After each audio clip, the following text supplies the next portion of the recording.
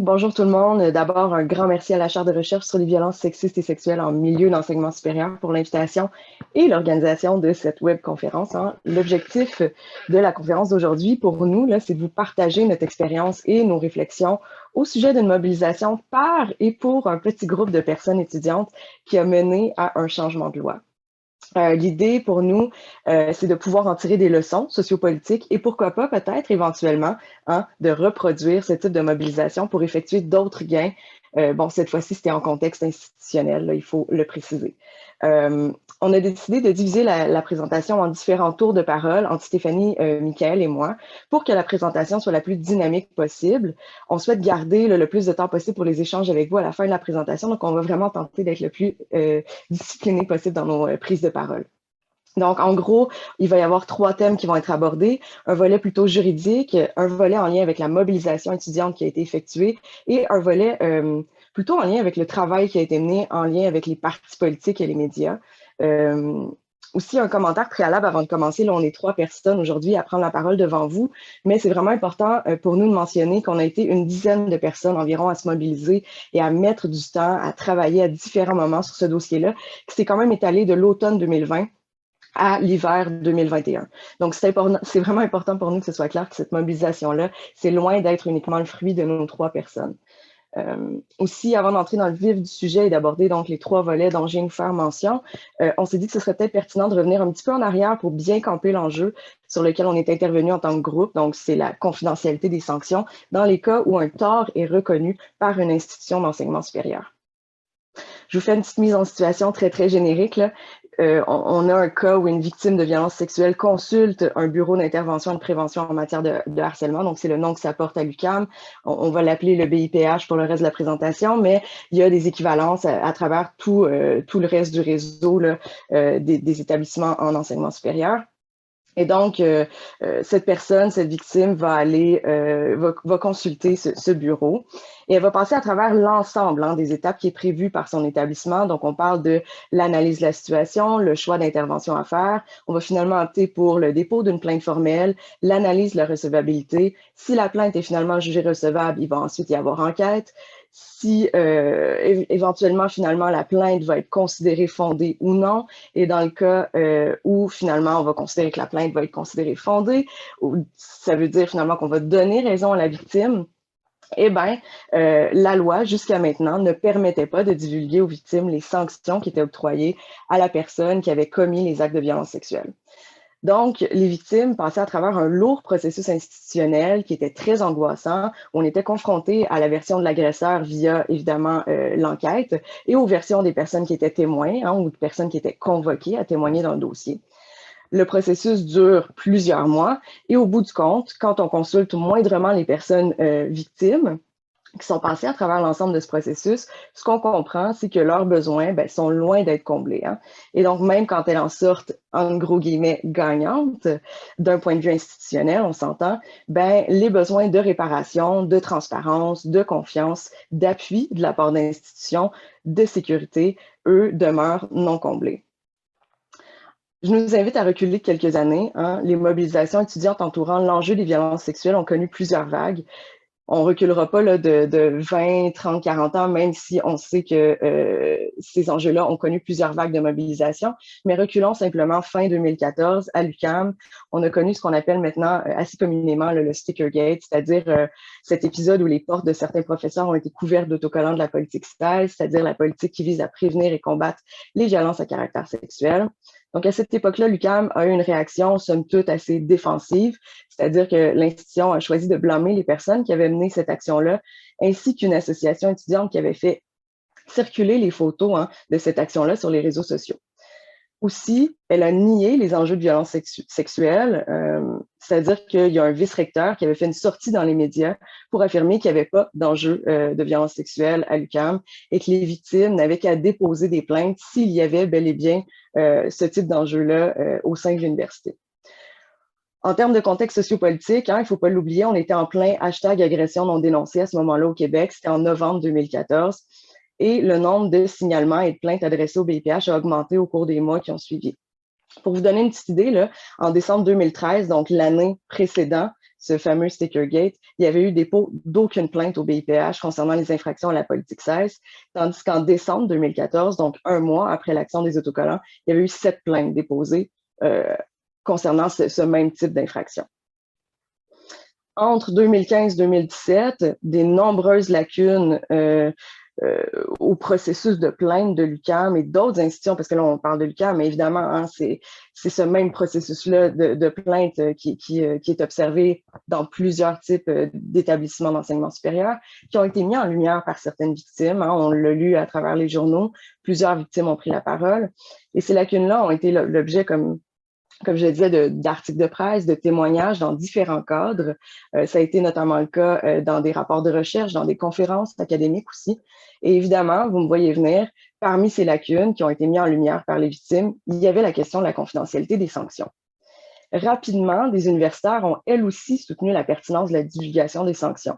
Dans le cadre de projets universitaires comme SIMU, c'est-à-dire l'enquête Sexualité, Sécurité et Interaction en milieu universitaire, qui est menée par la chaire de recherche, qui a été menée, pardon, par la chaire de recherche sur les violences sexistes et sexuelles en milieu d'enseignement supérieur, les autrices ont intégré parmi leurs recommandations la communication des sanctions aux victimes.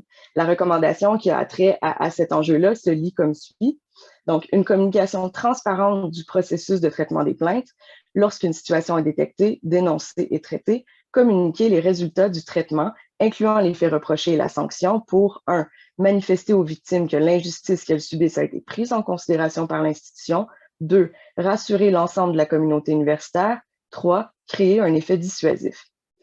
Donc, il commençait à y avoir une certaine masse critique de personnes qui reconnaissaient, et là, je vais dire le gros bon sens, en gros guillemets, derrière cette revendication politique-là. On le voyait à travers l'indignation d'au moins une partie de la population, chez les victimes, évidemment, et les organisations qui représentaient ces victimes-là aussi, et aussi chez certaines universitaires qui considéraient que cet enjeu-là devait être adressé. En 2017, lueur d'espoir, l'Assemblée nationale adopte la loi 22.1 visant à prévenir et à combattre les violences à caractère sexuel dans les établissements d'enseignement supérieur, qui a été portée par la députée libérale Hélène David. Vous allez peut-être m'entendre pendant la présentation appeler cette loi-là la loi David. C'est un peu maladroit de ma part, mais c'est pour raccourcir son nom. Malheureusement, la loi a complètement ignoré cette revendication-là. De nombreuses raisons d'ordre juridique ont été évoquées et je vais laisser ce volet-là à Michael qui va revenir sur ces aspects-là un peu plus tard. Mais donc, ce qu'il faut retenir, c'est que la loi qui a été adoptée à l'Assemblée nationale en 2017 est loin de tout régler, notamment en matière de transparence et d'imputabilité. Suivant l'adoption de cette loi-là, les dénonciations et les critiques envers les administrations universitaires et collégiales en matière de gestion des plaintes vont se poursuivre. Par exemple, on peut penser à la fausse campagne publicitaire de 2018 à l'UQAM qui reproduisait le logo, le slogan et l'esthétique de sa campagne de financement, 100 millions d'idées, et qui dénonçait encore une fois les enjeux de confidentialité et d'opacité. Bref, le moins qu'on peut se dire, c'est vraiment que ni l'adoption de la loi provinciale en 2017, ni l'adoption de la nouvelle mouture de la politique 16 à l'UQAM en avril 2019, donc une année plus tard, vont parvenir à rétablir le climat de confiance au sein de la communauté universitaire vis-à-vis de l'administration. Il a continué à y avoir des dénonciations et de l'insatisfaction au sein de la communauté universitaire dans la manière des institutions de gérer, encore une fois des gros guillemets, les violences à caractère sexuel. Et pour conclure cette petite introduction-là, historique qui n'est pas du tout exhaustive, évidemment, le fait que les sanctions ne soient pas divulguées, ça vient directement nourrir cette méfiance qui subsiste au sein d'au moins une partie de la communauté académique envers l'administration des institutions d'enseignement supérieur. Est-ce que les violences sexuelles sont prises au sérieux? Est-ce que les réprimandes sont proportionnelles aux gestes qui ont été posés? Est-ce que la sécurité des victimes est réellement prise en compte dans l'établissement des sanctions et des mesures qui sont établies? On demande aux victimes de faire un peu aveuglément confiance à des institutions qui ont nié les enjeux de violence sexuelle minimalement jusqu'en 2014-2015 et qui tardent à entièrement prendre les responsabilités qui leur reviennent jusqu'à maintenant pour assurer un climat exempt de discrimination basé sur le genre. Donc, je vais maintenant céder la parole à Michael qui va parler des aspects juridiques liés au contexte et aux revendications. Donc, on peut se demander pourquoi il y avait autant d'écueils dans une loi, la formation d'une loi qui était beaucoup plus transparente que ce qu'on a vu jusqu'à maintenant. Puis l'argument qui était le principalement soulevé, c'est l'argument de la vie privée essentiellement de l'agresseur ou du harceleur. Et donc, ce que je veux faire avec vous, c'est démystifier la mécanique juridique pour vous montrer que essentiellement, c'est un argument qui est somme toute limité. puis essentiellement qui cache surtout un manque de volonté politique, parce que quand on regarde l'argument juridique, on voit qu'il est facilement, qu'il est très facile d'y répondre puis de le traiter. Donc, le droit à la vie privée, c'est un droit qui est protégé par le Code civil du Québec, qui est protégé aussi par la Charte des droits et libertés de la personne du Québec. Mais tant le Code civil que la Charte vont pas ériger le droit à la vie privée comme un droit absolu. Les deux vont permettre à la loi de tracer les contours du droit à la vie privée. Puis on voit dans toutes sortes de lois, même dans le Code civil, des exceptions très claires qui sont faites au droit à la vie privée. Pour nos fins, ce qui nous concerne, c'est la loi sur l'accès aux documents des organismes publics et sur la protection des renseignements personnels. Donc, les universités, les établissements d'enseignement plus généralement, sont considérés comme des organismes publics aux fins de cette loi-là. Et donc, c'est la loi qui s'applique dans les circonstances et cette loi-là va interdire aux organismes publics de communiquer des renseignements personnels sans le consentement de la personne concernée. Donc, il faut qu'on ait un renseignement personnel et il faut aussi que, pour que l'interdiction prenne effet, que le renseignement permette d'identifier la personne. Donc, ici, dans ce contexte-là, on peut comprendre que la loi vient implicitement interdire de dévoiler aux victimes la sanction qui a été donnée à un agresseur ou un harceleur, voire même le détail de la sanction, voire même s'il y a eu une sanction ou non, parce que l'information sur le résultat de la plainte concerne la personne, le harceleur ou l'agresseur et permet d'identifier dans la mesure où, évidemment, pour la plupart des plaintes, une victime connaît la personne envers qui elle a porté une plainte. Ce qui est important de noter, c'est que la loi va aménager plusieurs exceptions qui ne s'appliquent pas à notre circonstance, mais qui viennent montrer qu'on est vraiment face à un principe qui devrait être le plus flexible possible. Donc, la loi va permettre de dévoiler les informations, par exemple, lorsqu'il s'agit de détecter ou de prévenir des crimes, lorsqu'on fait face aussi à une situation d'urgence, lorsque l'information pourrait être utile, par exemple, pour sauver la vie d'une personne qui est en danger, pour prévenir toute atteinte, tout risque à sa sécurité, même si l'information pourrait aider, par exemple, un cas de suicide, à prévenir un cas de suicide, ça nous permettrait de dévoiler l'information sans qu'on ait besoin d'obtenir le consentement de la personne concernée. Donc, on voit qu'on est face à une loi qui a été réfléchie avec beaucoup d'exceptions, mais avec une règle générale qui, malheureusement, n'a pas été traitée dans la loi David. Et donc, la proposition, c'est de résoudre ce problème-là en aménageant des exceptions additionnelles dans la loi. Ce qui est intéressant pour nos fins, c'est que le gouvernement du Québec a décidé de réformer cette loi-là en 2020, donc dans un processus législatif qui s'est étendu de l'été 2020 à l'automne 2021, où on a réformé tant cette loi-là qu'une autre loi parallèle qui s'applique aux entreprises privées. Donc, les propositions qu'on voulait faire, c'était de permettre de dévoiler à la victime s'il y a eu une sanction et quel est le détail de cette sanction-là. On a aussi deux autres propositions additionnelles. Il faut comprendre que pour bien surveiller l'application de la loi David, chaque établissement d'enseignement va avoir un comité permanent composé de membres de l'administration, de professeurs, d'étudiants et étudiantes, et le comité permanent va surveiller l'application de la loi. Mais les établissements d'enseignement considèrent généralement que la loi sur l'accès au renseignement personnel leur empêche de donner l'information sur les sanctions qui ont été rendues au comité permanent, ce qui vide le comité permanent de beaucoup d'informations pour surveiller justement l'application de la loi David. Donc, notre deuxième proposition, c'était de permettre au comité permanent d'avoir accès aux détails des sanctions. Et notre troisième proposition, c'était de permettre aussi à d'autres établissements d'enseignement qui en faisaient la demande, voire à d'autres entreprises, d'obtenir l'information sur les sanctions. Donc, on pourrait imaginer facilement une situation où un étudiant commet une agression sexuelle sur le campus et décide de changer d'institution d'enseignement pour ne serait-ce qu'éviter des sanctions ou éviter une opprobre sociale ou pour X raisons. L'autre établissement d'enseignement, lui, n'a pas accès à l'information, à savoir qu'il y a eu une plainte qui a été considérée comme fondée. Et ça vient vraiment limiter la capacité de l'autre établissement d'enseignement à assurer la sécurité de ses étudiants et étudiantes ou du personnel plus généralement. Donc, l'idée ici, c'était de permettre à d'autres établissements d'enseignement, voire à d'autres entreprises ou organismes, d'avoir accès à l'information dans la mesure où l'information est nécessaire pour assurer la sécurité des personnes qui sont sous la protection de cet organisme-là, selon qu'elles soient sur le campus ou qu'elles travaillent pour une entreprise en question. Donc, c'était les 3 propositions qu'on voulait mettre de l'avant et on a donc saisi les parlementaires qui étaient en charge de réviser la loi sur l'accès au renseignement personnel, qui est aussi connu sous le nom du projet de loi 64. Avant de rentrer dans les détails de la démarche, ce que j'aimerais faire avec vous, c'est vous montrer très rapidement, pour démystifier la démarche, à quoi ressemblait le mémoire qu'on a préparé et déposé à l'Assemblée nationale pour expliquer nos arguments puis expliquer les modifications proposées. Donc, je le fais très rapidement, mais simplement pour vous montrer que, voilà, vous devriez voir le document.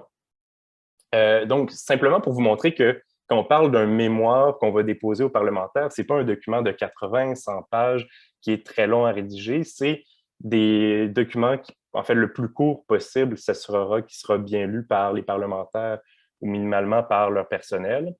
Et donc, on a des outils ici qui peuvent être très courts et qui peuvent être vraiment efficaces comme on en parlera sous peu. Donc, voilà, bon, page d'introduction. C'est un mémoire qui a été rédigé par Suzanne Zacour et moi au nom de l'organisme Québec contre les violences sexuelles. Donc, vous voyez, voilà, je le survole rapidement avec vous pour vous montrer. On a une introduction très courte. On a quel est le problème, qui est essentiellement ce que je viens de vous expliquer dans un petit 2 pages, un peu moins de 2 pages même. Les arguments pour rectifier la situation. Encore une fois, très court, très succinct, très efficace. Et on concluait avec les amendements recommandés. Et ça, c'est un élément qui a été très apprécié des parlementaires, c'est d'avoir des amendements qui sont déjà rédigés, qui sont déjà clairs. Et donc, ça offre un point de départ. Comme on va le voir bientôt, ces amendements-là ont pas été copiés-collés dans la loi, mais ça offre un point de départ concret pour démarrer le débat puis démarrer la réflexion. Et donc, on avait 3 amendements.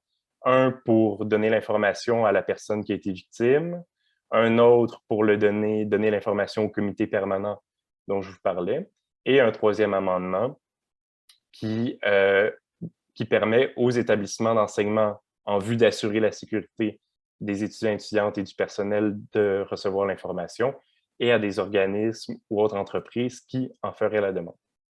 Et voilà, c'est aussi simple que ça, avec, bon, petite conclusion, puis explication de l'organisme.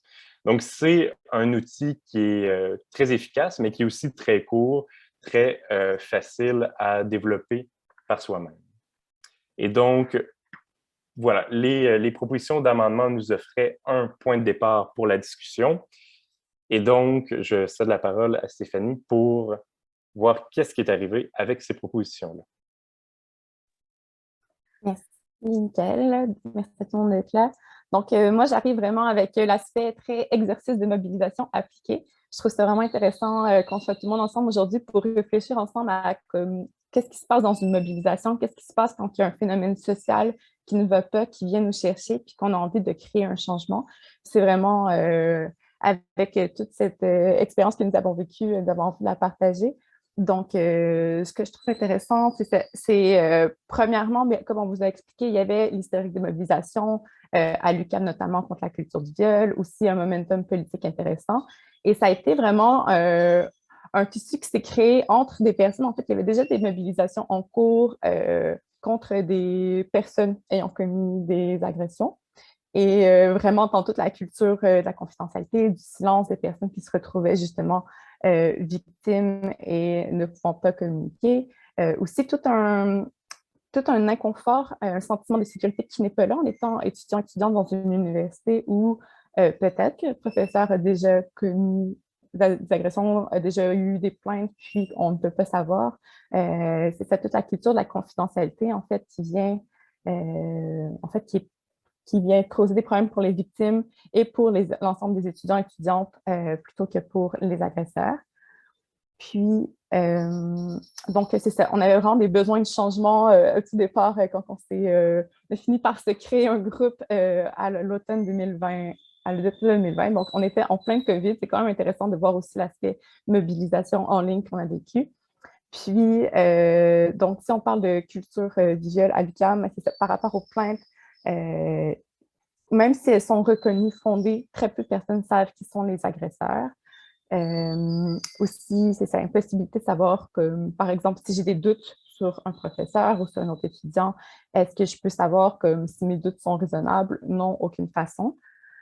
Aussi, mais c'est ça, il y a tout le besoin de pouvoir créer, comme aussi parmi nos idéologies féministes, le désir de s'émanciper, de créer des environnements plus sécuritaires. Quand on parle des établissements postsecondaires, on parle de cégep et d'université, mais la campagne aussi s'est propagée plus loin vers les écoles secondaires primaires, donc vraiment pour que les milieux d'études soient sains.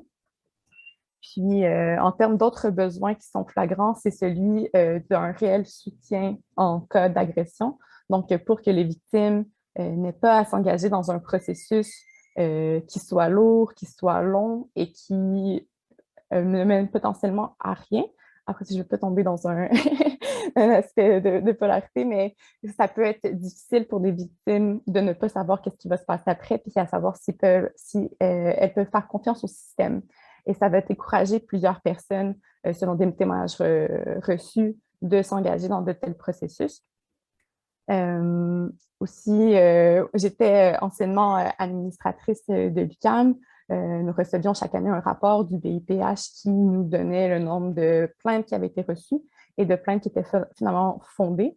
Et de voir ces chiffres d'année en année, d'entendre aussi dans les corridors que certaines personnes prétendraient que puisqu'il y avait moins de plaintes une année, ça voudrait dire que c'est qu'il y a moins d'agressions, mais non, je pense qu'on est vraiment loin de ça, dans un contexte où sont infimes les agressions qui sont dénoncées, les personnes qui réussissent à passer par ce processus, et même en passant au travers, bref, plusieurs enjeux viennent. Donc, sur le plan institutionnel aussi, je pense que c'est intéressant de voir l'aspect que peut avoir cette lutte contre les agressions. On a vu les politiques arriver, on a vu vraiment des effets concrets institutionnellement qui pourraient aller plus loin auprès de la population étudiante. Et comme autre besoin, mais quand on parle du BIPH aussi, donc on voit que c'est un processus pour pouvoir mener une plainte, mais aussi qu'il y en a d'autres. Il y a aussi sur le plan juridique, et je pense que c'est une ligne très intéressante à soulever, est-ce que le BIPH ou d'autres instances comme ça pourraient aider les victimes à porter plainte sur le plan, c'est ça, en cours? Donc, c'est d'autres éléments qu'on peut réfléchir. Donc, ces besoins-là sont arrivés, des désirs de changement et c'est entre désir de changer la loi qui est apparue, aussi désir d'aller plus loin dans la campagne de convergence. Notre mobilisation s'est faite, même au travers, dans un aspect très concret, au travers de un groupe Messenger, mais même comme jusqu'à 3 groupes Messenger. Donc, on a pu voir une dynamique vraiment intéressante, puis une belle situation de soutien que là, je le répète, au temps de la COVID, alors qu'on peut dire que la mobilisation était plus difficile. C'est vraiment toute une expérimentation que de le faire en ligne. Aussi, entre personnes, on faisait une blague l'autre fois avec Mickaël et Véronique. On ne s'était jamais vu avant de préparer la présentation l'autre fois. On faisait juste écrire sur Messenger. Donc, il y avait un aspect très... C'était une mobilisation 2.0. Puis je pense qu'il y a beaucoup à apprendre de cette mobilisation en groupuscule pour le futur, parce qu'on ne sait pas où on est la COVID, mais sûrement d'autres crises arriveront, mais aussi tout l'aspect en ligne, un peu comme l'éducation en ligne, mais pourquoi pas la mobilisation en ligne. Et donc, concrètement, dans la mobilisation, on était une dizaine de personnes, comme a été dit, très multidisciplinaires. Aussi, beaucoup de personnes qui ne se connaissaient pas nécessairement, amis d'amis, contacts, donc des juristes, politologues, personnes influenceuses, membres de différentes instances à l'université, aussi membre des associations étudiantes ukrainiennes, du comité féministe. Donc là-dessus, on avait aussi une palette de personnes, de compétences, puis de savoirs qui a été mise ensemble, mais avec vraiment une idée commune, celle de venir changer la loi, puis venir contrer les violences à caractère sexuel et la culture du viol. Donc, je pense qu'avec cette motivation, ça nous a vraiment gardé tout au long. Puis, en termes d'étapes, ben, c'est ça, ça a commencé par un réseautage, donc créer le groupe avec tout à coup l'opportunité qui venait, identifier le champ d'action, les actions possibles, qu'est-ce qui peut être fait avec, de façon très comme dynamique. Les idées venaient, on s'encourageait. Ça pouvait prendre quand même un peu de temps dans notre quotidien, par moment, ça allait aussi par vague. Ensuite, comme je pense, la première grande... après, avec les mémoires et tout, mais il y a aussi la pétition qui a été un élément important. Je vais d'ailleurs vous partager la dite pétition dans le chat. Donc, ça s'appelait « Défendons le droit des plaignantes de connaître les sanctions prises contre leur agresseur », où on a voulu informer les gens de ce qui se passait, aller chercher la mobilisation, aussi en faire un outil qui pouvait être présenté devant les instances politiques. Puis, cette pétition a obtenu plus de 4000 signatures. On est allé chercher, on a vraiment voulu aller chercher autant les cégeps que les universités, autant francophones qu'anglophones. Ça n'a pas marché autant qu'on aurait voulu. Puis, je pense qu'on avait beaucoup espoir en nos différents groupes, associations étudiantes, etc. Mais qu'avec, moi, je pense que le temps COVID a un peu aidé, mais il y avait aussi peut-être d'autres raisons que le fait qu'il y a d'autres enjeux qui viennent parfois que les enjeux de protection des droits des femmes ou comme la culture du viol, c'est peut-être pas le premier enjeu qui est mis l'avant. Mais bref, on a quand même eu 4000 signatures, ça a tourné pendant un moment. Il y a même eu création de visuels, si on parle très concrètement de création de visuels, aussi tout le choix des personnes qui ont signé à la base. Donc, on a cherché des représentantes étudiantes du comité permanent de la politique qui vise à prévenir les violences à caractère sexuel, aussi des personnes des instances, etc. Donc, overall, ça a été une action qui, je ne pense pas que les pétitions sont nécessairement comme l'outil de mise dans toutes les actions, mais dans celle-ci, dans cette campagne, je pense que ça a vraiment permis de pouvoir faire connaître. Puis de fait, c'est paru dans les médias après. On a eu beaucoup d'articles qui sont apparus, puis après ça, on a eu différentes personnes pour intervenir, etc. Et suite à ça, aussi auprès des réseaux sociaux, mais il y a eu d'autres éléments qui sont apparus. Donc, on a parlé des mémoires, mais aussi une lettre ouverte, une page Facebook, une page Instagram. Si vous cherchez la page Instagram, c'est J'ai changé moi aussi, très intéressante pour mettre de l'avant, non pas seulement les changements auprès des agresseurs, après les agressions, mais aussi l'effet que ça a sur les victimes. Donc, il y a plein d'éléments comme ça.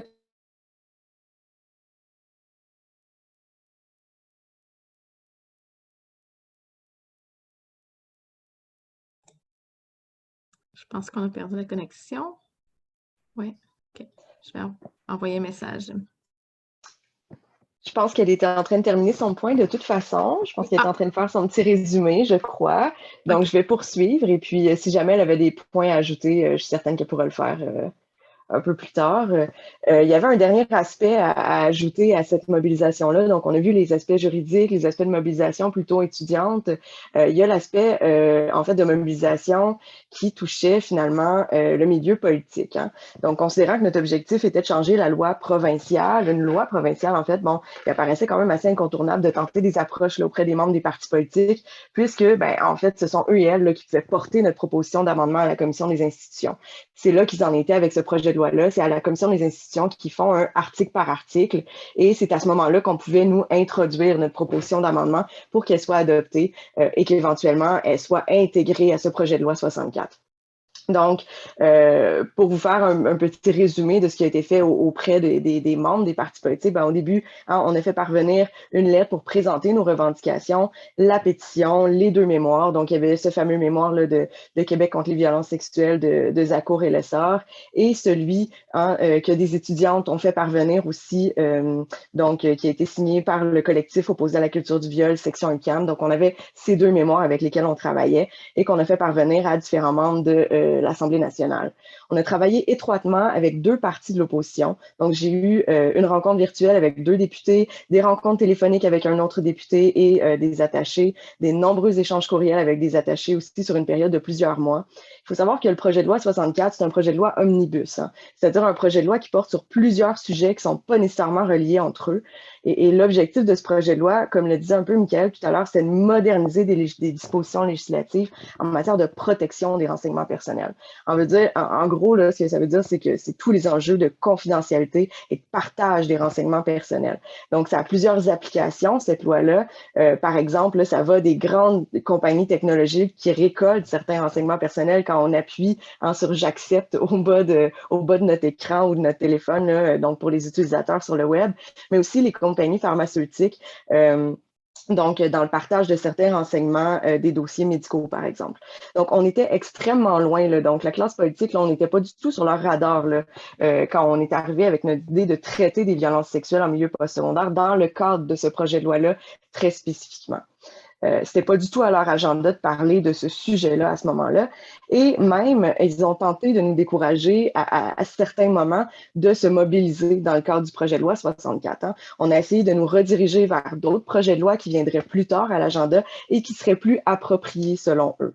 Le délai qu'on nous demandait d'attendre allait de quelques mois à plus d'1 an et demi d'attente, notamment pour nous ramener au projet de loi David, là, qui va être évalué après 5 ans d'efficacité, donc à la fin 2022, puisqu'il a été adopté en 2017.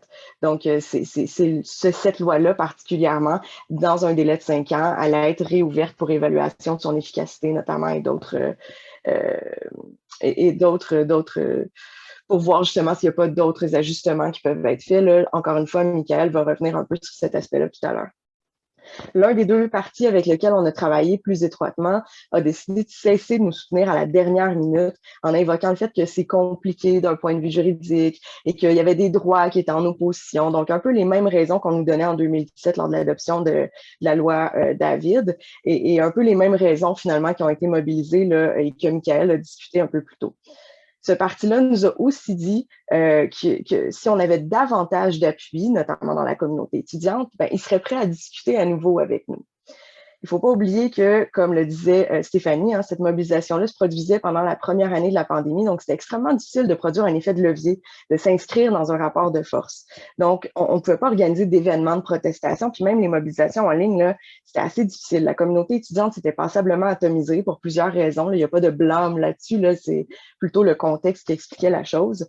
Et donc, c'est vraiment dans ce cadre-là qu'on a décidé d'opter pour une lettre ouverte dans les médias pour essayer de justement produire ce levier-là qu'on avait besoin pour continuer puis essayer d'aller produire un résultat quelconque à ce point-là. Je ne vais pas vous mentir, là, justement, à ce stade-là, il y avait une certaine fatigue, à la fois physique, psychologique et émotionnelle qui s'était installée. Il a fallu qu'on puise assez profondément, à la fois pour produire le texte, mais aussi pour aller chercher les signatures auprès de nos réseaux respectifs et pour coordonner la sortie du texte. Ça a été un beau travail d'équipe, je vais vous l'avouer. On a réussi à faire sortir le texte dans la presse. Je vais vous mettre le lien dans le chat, justement, pour ceux et celles qui ne l'auraient peut-être pas vu passer. Et justement, à cause du travail d'équipe et de nos réseaux respectifs, on a réussi à aller chercher l'appui de certains regroupements et au total, les signataires représentaient plus de 100 000 étudiants et étudiantes. Et suite à la sortie de cette lettre ouverte-là, on a continué nos envois courriels pour continuer la pression. On savait approximativement là, la date à laquelle notre proposition d'amendement devait être discutée à la Commission des institutions parce qu'on savait l'ordre dans lequel les articles allaient être discutés. Donc, la veille, on a fait une dernière ronde d'envoi courriel avec tous nos documents, les mémoires, la lettre ouverte, une lettre qui expliquait encore une fois nos revendications. C'était à ce stade-là, hein, on savait que c'était un peu désespéré là, parce qu'on avait l'appui d'un seul parti la veille de la prise de décision finalement. Mais on s'est dit, ben, ça passe ou ça casse. Donc, le lendemain, pour être très, très honnête, on ne sait pas trop ce qui s'est passé. On avait un seul parti qui nous appuyait, mais un des 2 partis qui n'a jamais répondu à nos correspondances a décidé de déposer notre proposition d'amendement. Je ne vais pas nécessairement entrer dans les détails du résultat de notre démarche. Michael va l'aborder dans quelques minutes, mais après coup, il y a quand même certains enjeux, certains questionnements qui ont émergé de mon côté, puis j'aimerais vous en faire part de ces quelques questionnements-là. D'abord, j'ai réfléchi au rôle des membres de la classe politique dans le cadre de ce genre de mobilisation-là. Ce qu'on savait déjà et que cet épisode-là nous a montré une fois de plus, c'est que les membres de la classe politique ont des motivations qui nous échappent. Et que dans le cadre de l'adoption de PL 64, ils ne partageaient pas les mêmes priorités politiques que nous. Ça s'est notamment illustré par le fait que 2 des 4 partis qui siégeaient à l'Assemblée nationale, dont le parti qui a finalement soumis notre proposition d'amendement et le parti qui forme actuellement le gouvernement, n'ont jamais répondu à nos correspondances malgré le sérieux de nos démarches. Et je trouve que ça pose toute la question du timing et de comment créer les conditions propices à ce que la classe politique soit susceptible d'être à l'écoute d'une revendication politique à un moment donné. Et je vais brièvement y revenir là, dans quelques minutes à peine, là, quand je vais évoquer la stratégie du brique par brique, donc de construire finalement un timing ou une fenêtre d'opportunité. Un autre volet de cette réflexion-là sur le rôle des membres de la classe politique se trouve dans l'apport de la personnalité des personnes impliquées. On a contacté les députés qui siégeaient à la commission des institutions pour PL 64, les chefs de parti ou les co-porte-paroles, et dans certains cas, des députés qui nous semblaient pertinentes, avec qui on avait eu des contacts préalables et qui étaient connus pour leur travail en matière de droits des femmes. Et dans ce dernier cas, on a fini par se demander à quel point ces députés-là avaient un réel pouvoir d'influence, en fait, au sein de leur parti. Il y a un cas particulier où c'était difficile de douter de la bonne volonté de la députée. Elle nous a organisé une rencontre en présence de 2 députés, 3 attachés politiques, et en bout de ligne, son parti a décidé de ne pas s'impliquer davantage.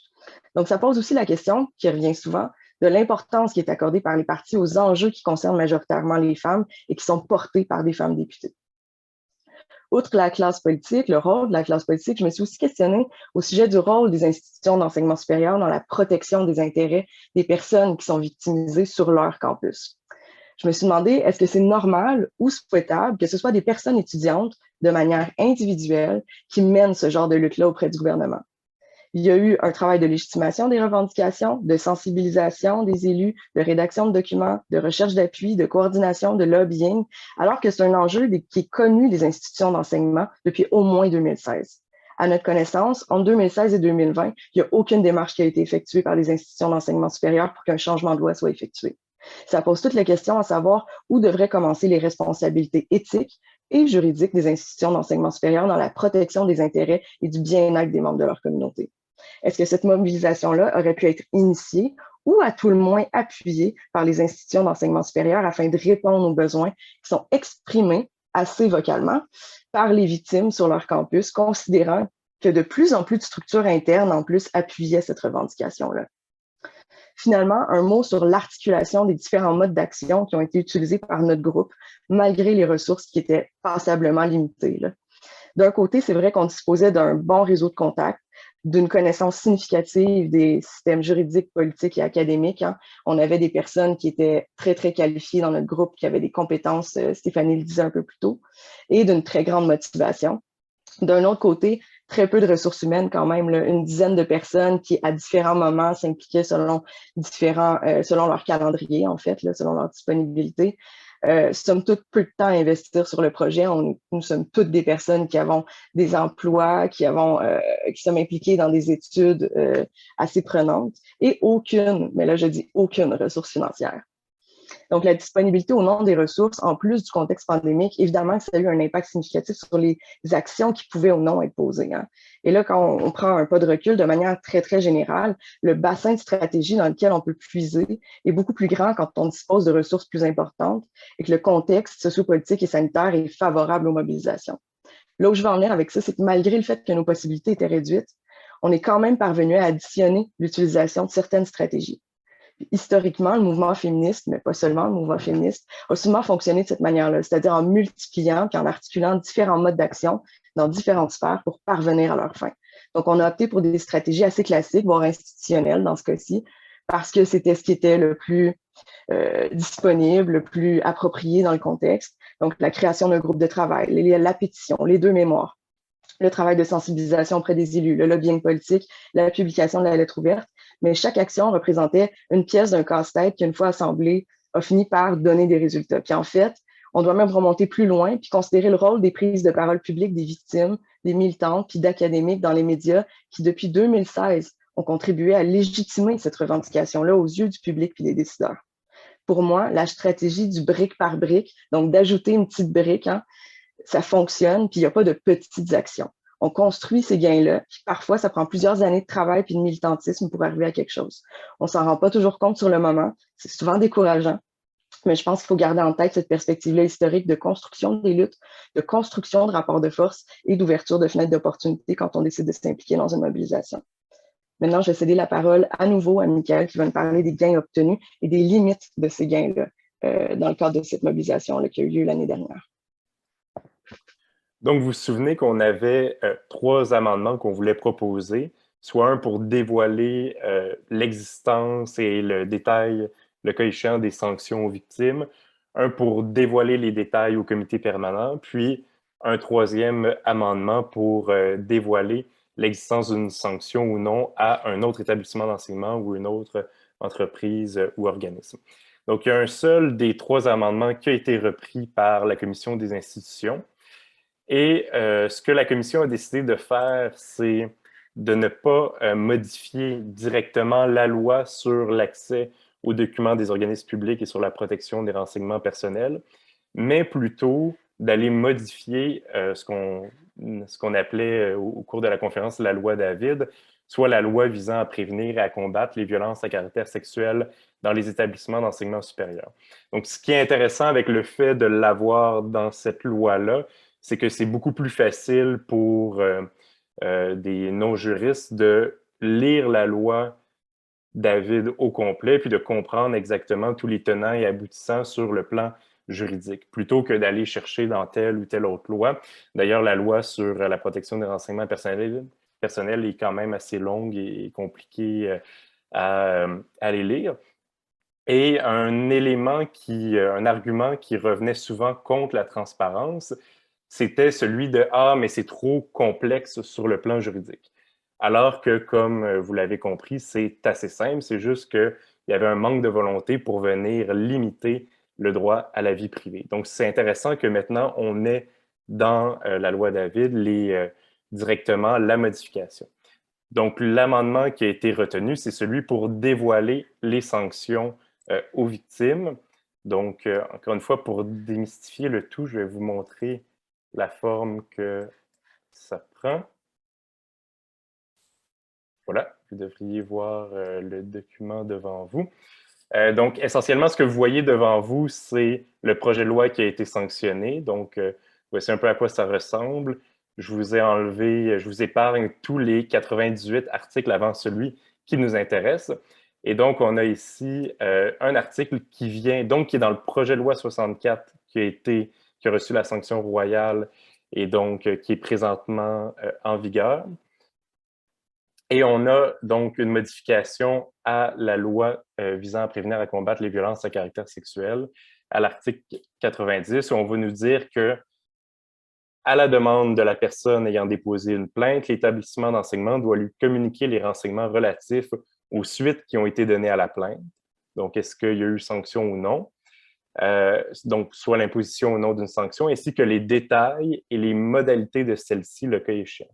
Donc, ce n'est pas simplement savoir est-ce qu'il y a une sanction ou non, mais c'est quoi le contenu de la sanction? Est-ce que, par exemple, l'agresseur ou l'harceleur n'a pas accès à certaines parties du campus, doit s'abstenir de parler avec la victime, doit s'abstenir de rentrer en communication avec la victime? Avant, tout ça, la victime ne le savait pas. Donc, maintenant, ça va lui permettre de prendre en charge ces aléas dans le campus ou dans le programme comme tel, en sachant mieux quelles sont les limites qui ont été imposées ou non à l'agresseur ou au harceleur.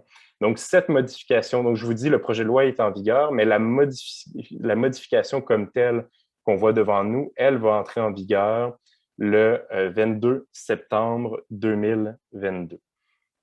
Donc, vous voyez à ce moment-là que la proposition, voilà, je vais arrêter le partage, vous voyez que donc la proposition pour que l'information soit divulguée au complet au comité permanent en charge de surveiller l'application de la loi n'a pas été retenue, et aussi la possibilité d'envoyer cette information-là à d'autres établissements d'enseignement ou d'autres organismes ou d'autres entreprises n'a pas été retenue. Donc, il reste encore d'autres gains à faire et ça va être possible d'aller faire des amendements à la loi David en question lorsqu'elle sera révisée, un processus qui devrait commencer cette année et aboutir l'an dernier. Mais pour les détails de la chose, je cède la parole à Stéphanie. Merci. En espérant que ma connexion Internet... Donc, vraiment, en fait, on voulait terminer avec où on en est maintenant. D'ailleurs, on vous informe qu'on profitait de cette webconférence pour discuter avec vous. On travaille ensemble comment est-ce qu'on va plus loin dans cette lutte contre la culture du viol. Donc, nos objectifs étaient de partager un modèle, comme je vous ai dit, de tirer les leçons politiques de cette mobilisation, aussi d'entendre comme d'autres mobilisations, peut-être qu'est-ce que vous avez fait de côté, est-ce que d'autres mobilisations comme ça ont été faites, qu'est-ce que vous en tirez, est-ce que vous voyez des liens dans tout ça, comment est-ce qu'on fait pour que la prochaine soit encore plus... Finalement, c'est ça, pouvoir voir qu'est-ce qu'on mobilise maintenant pour pouvoir continuer, qu'est-ce qu'on fait avec l'arrivée de la réouverture de la loi David, comment est-ce que la loi pourrait être réévaluée, notamment réouverte, puis comment est-ce qu'on identifie ce qui pourrait être revu, quelles sont nos revendications. Je pense qu'une mise à jour justement des revendications est aussi fort intéressante. Puis